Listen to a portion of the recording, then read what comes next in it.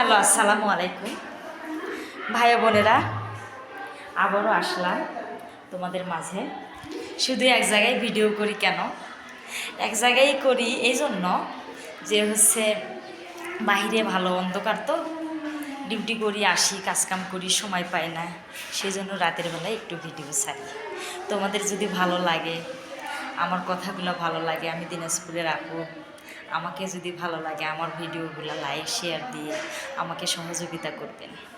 আমি আসছি, কি বলবো, আর বহুত কষ্টের জন্য আসছি। কখনো ভাবি নাই আমি গার্মেন্টসে জব করতাম, গাজীপুর জেলায় থাকতাম, চাকরি করতাম ফারাস্টে এবং অ্যাপেক্সে করছিলাম হচ্ছে 3 মাস কম 10 বছর, ফারাস্টে করছি 6 বছর। কি ভাগ্যের নিয়তি, আবার বিদেশে আসলাম। এত বছর চাকরি করার পরও কেন আসলাম? আগের ভিডিওতে বললাম যে আমার হাজব্যান্ডের জন্য আমি আসছি। আমার হাজব্যান্ডকে আমি অনেক ভালোবাসি। আমার বাড়ির সমস্ত জমি জমা বন্ধক রাখছি, বোনের থেকে টাকা নিছি, দেবরের কাছ থেকে টাকা নিচ্ছি।